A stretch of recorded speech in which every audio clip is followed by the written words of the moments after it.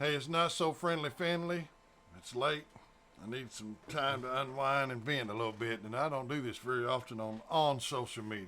I'll give it to you earful anytime in person. But look, I'm going to tell you a little bit about myself, not about football. I wrote a song. It'll be right after this. It's just kind of where I'm at in my headspace. All right. 2003, 2002, I became a sheriff's deputy. Shortly after, I started a remote surveillance company that monitored real-time oil field locations because of copper theft. Then we expanded shortly after from Memphis to California. You know, murders, rapes, suicides. We saw it all. And in law enforcement, in roughly 17 years, see it all. And I'm going to get on a rant, but there's something really important that I want to talk about here. And I'm going to go back up because this is what is alarming, folks. Your news, our news, and social media, and the giants of the world that run everything is 1% owns 31.7% of the wealth in the United States. 1% owns greater than a quarter of everything in the United States as far as wealth. 1%.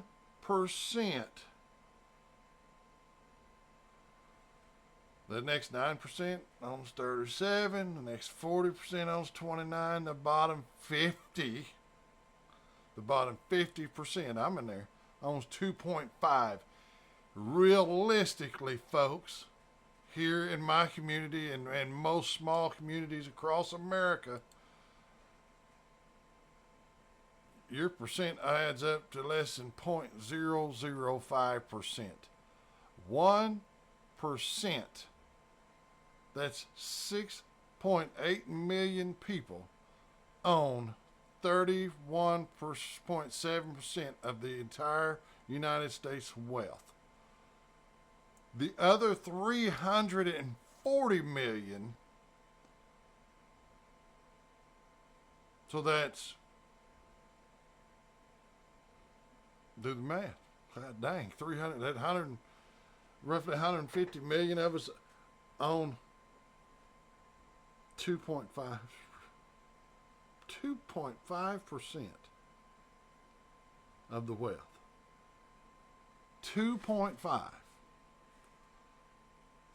The bottom 50% of the United States only owns 2.5% of the wealth in the United States. It's about 0.005% per household.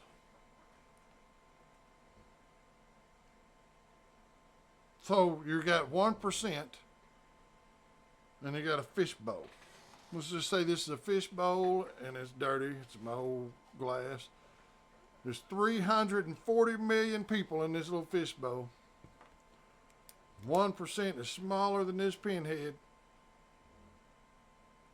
and it controls better than a quarter, 31.7% of the entire world's or United States wealth.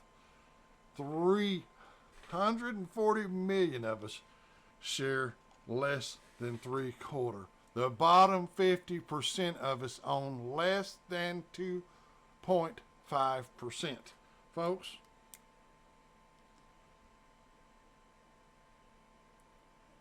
if that doesn't scare you, you might as well just lay it down.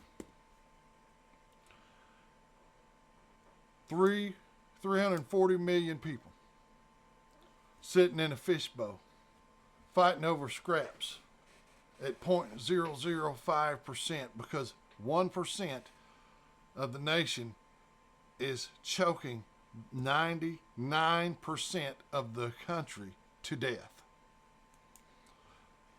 with fake news, fake social media.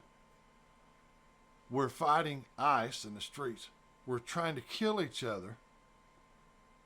We got kids missing. We got sex trafficking, human trafficking that gets absolutely no news time. Yet, ICE, trying to deport illegal aliens from different parts of the country, are not only being attacked and horribly killed 2 people while trying to remove illegals from the United States, that everyone involved belongs in the 2.5% of the U.S.'s wealth. Everyone involved in all of those events probably own less than 0.005% of any wealth compared to the others above 50%. We are at each other's throats trying to kill each other based on what the news is telling you.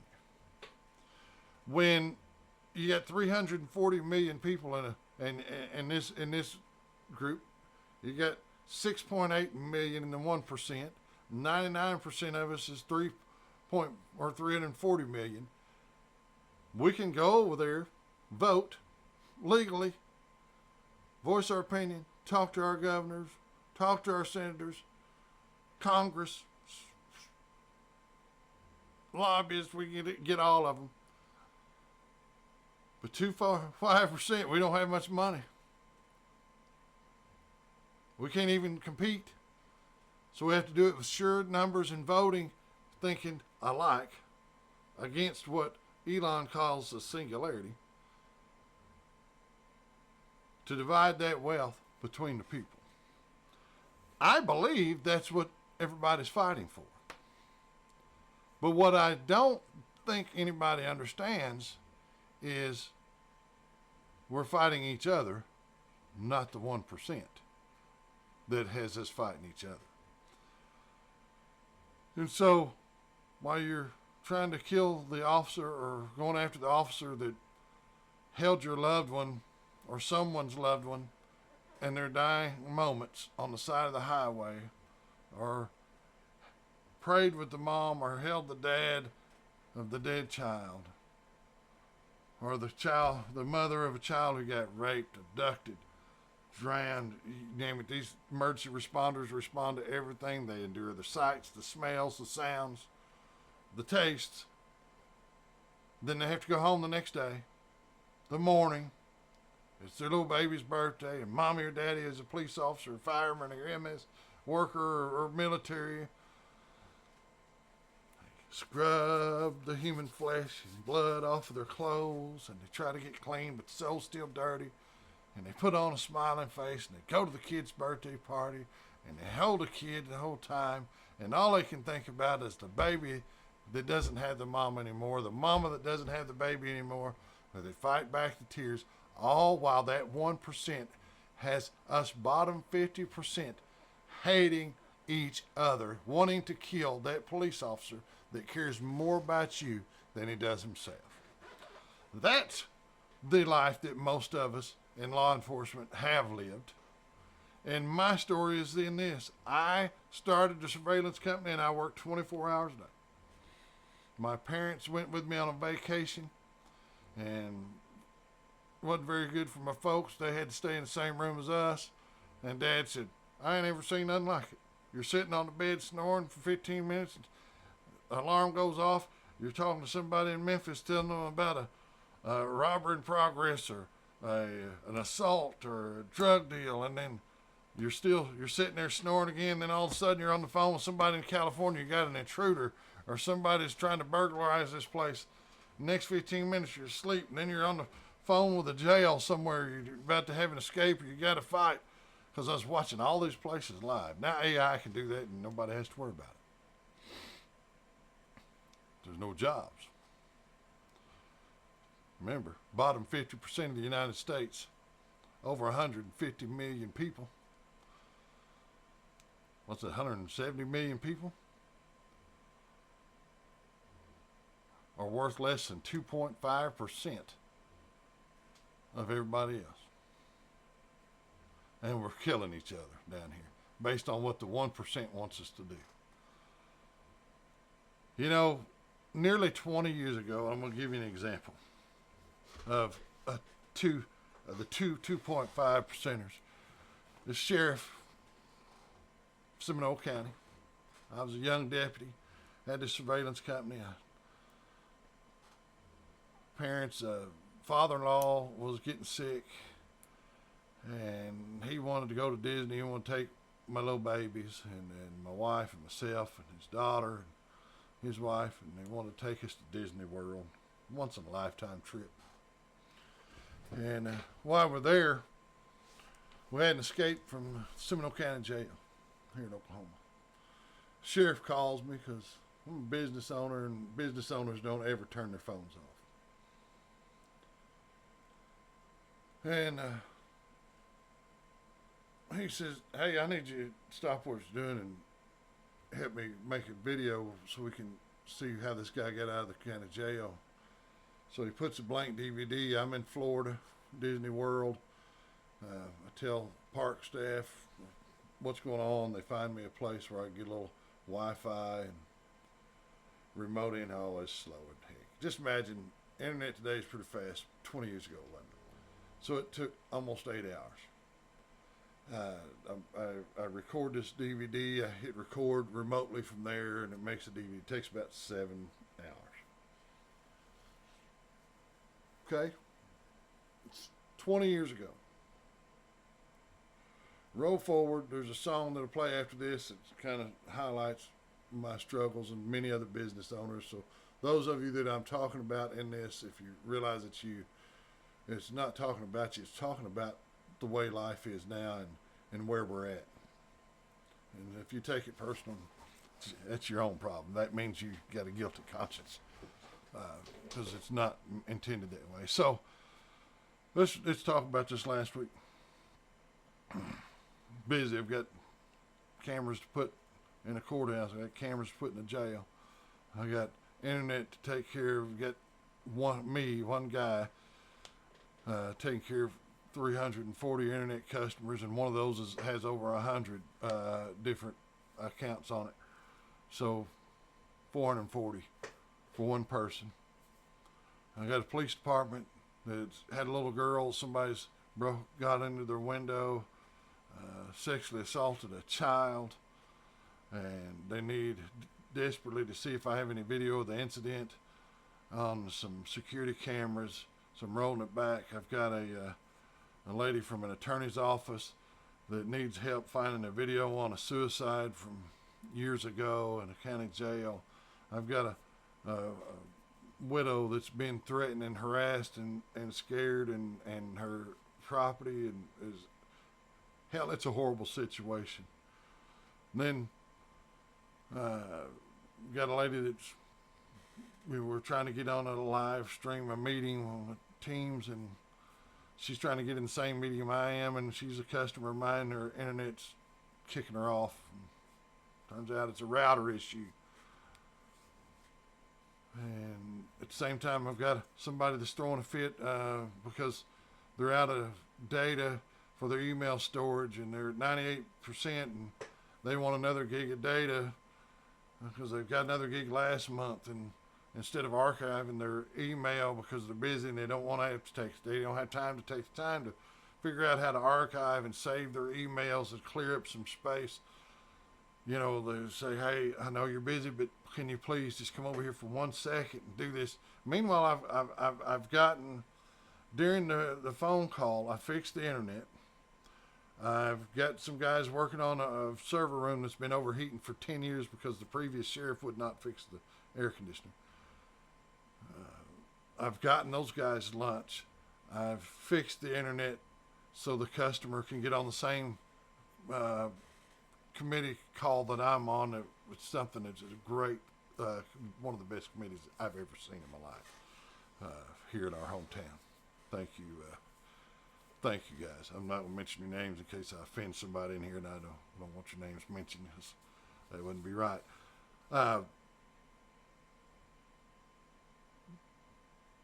Then you got somebody that says, hey, my internet's slow at home, my internet's slow at the office. Is it your network? Can you check your network?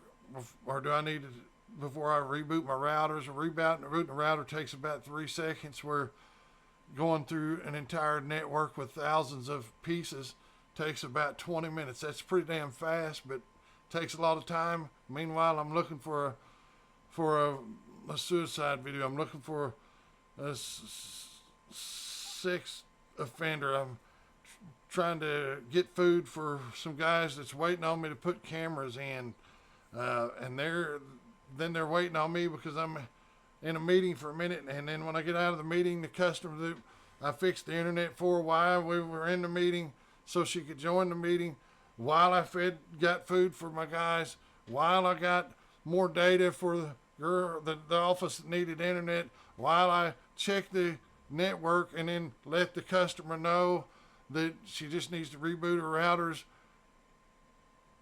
While we're doing all of this stuff, and then you spend 3 hours trying to find the sex offender on your video, then the police officers that called you won't even answer your call because they're done with it because the McGirt laws kicked in and the suspect's Native American, so they're not going to touch it. They don't even care. They don't want to talk about it, but you spent 3 hours and now you don't even have anybody send the video to you. So you roll forward 20 damn years, and this suicide, the attorney for the suicide deal sends somebody up, and they're hounding me about something that I wasn't even a part of. Can you help us find this video? We don't have the video. We don't have enough video. There's not enough video. I didn't make the video. But you know what was in the damn CD-ROM?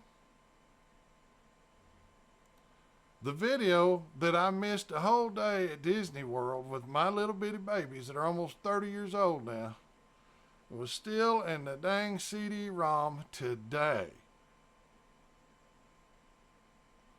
See, folks, us bottom 50%, we're eating each other like maggots, eating dirty, rotten flesh. Because we're spending too much time attacking each other, asking each other to carry our weight for us. And then these people who called today that's needing this and that and that, and they're needing all these things, they're the 0.005% that's working 2 jobs. They're the bottom 50% that's working so hard, and they're donating their income to try to keep the 0.005%, the bottom 50% alive. And so, yeah, they're asking for help. And I asked them for help. But instead of us working together, we're all working against each other. The only thing I've seen working together is this committee.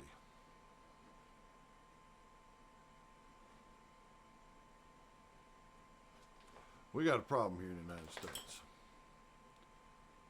And it's just like that sheriff. He knows who he is. We were closer than brothers. You know, I've had cold steel barrels stuck in my face by fellow officers. I've had to let my family know that a fellow officer and family member has been murdered. We've all felt the pain together. And let me ask you a question. Is that person that asked you to spend 8 hours of your day, and they're never even going to look at what CD you made for them, and still they're 20 years when they're long gone and out of law enforcement? Is it really worth not spending time with your kids and your family? You know, that person that consistently having the same problem, but they've called you because you're an expert in the field that they're wanting the problem fixed in, and you spend about 10 hours and you write them 5 or 6 different ways to fix the problem, and they call you during the midst of all this, and you get them fixed temporarily so they can join a meeting. And then you spend an hour after that getting lectured because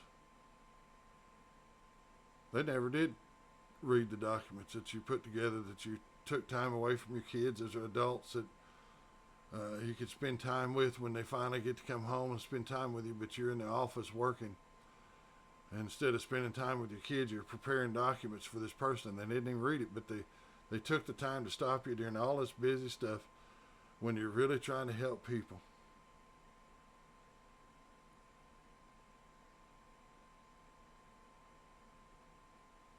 And then they chastise you and say, hey, put me at the front of your list, but I have never taken the time to read the document that you spent damn near a whole weekend working on for them.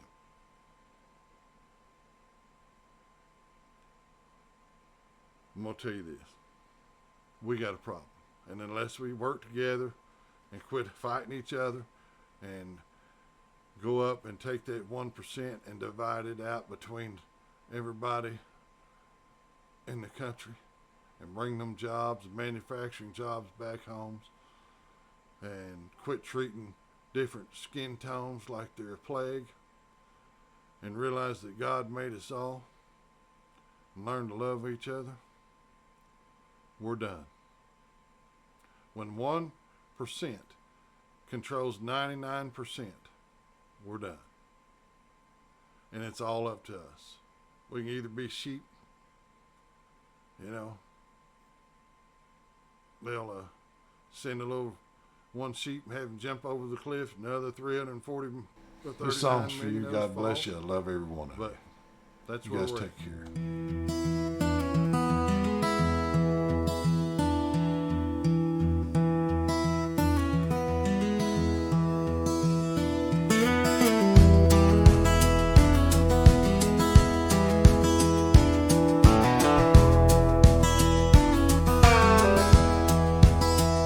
There's a man who's walked this long road slow, screens in his hands where the dark winds blow. 1 minute pulling shadows from the frame, a soul slipping quiet, no one left to name. Next to blood on tiles, cold and still. Then a child's window cracked against her will.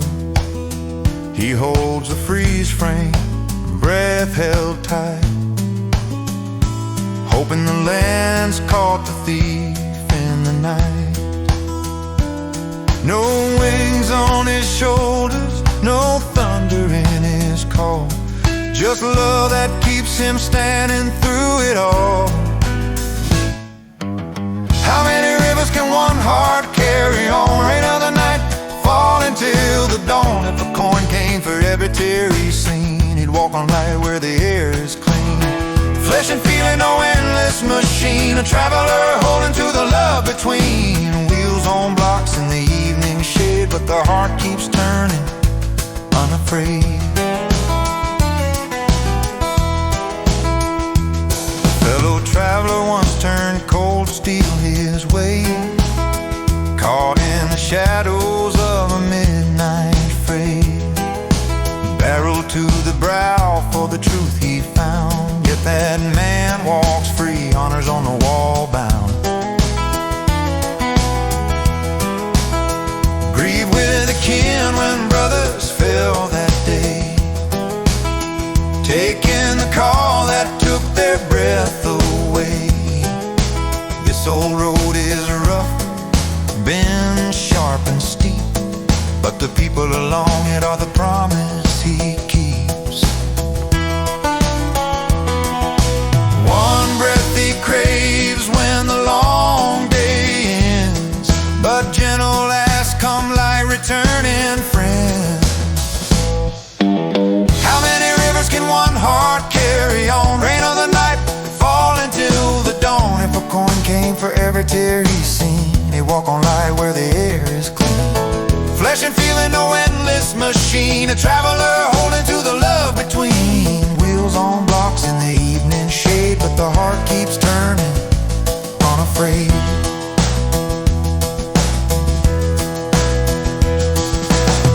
Some speak of leaving for voices far away.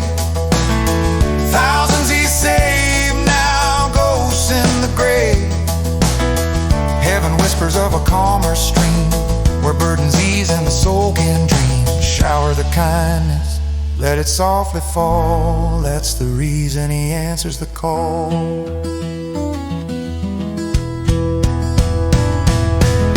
How many rivers flow through one soul's care, mending the shadows with a patient prayer. Wheels on blocks, but the heart stays strong. Love lights the road when the night is long. Not mighty, just walking day by day. Still here, still loving, come what may. Still walking.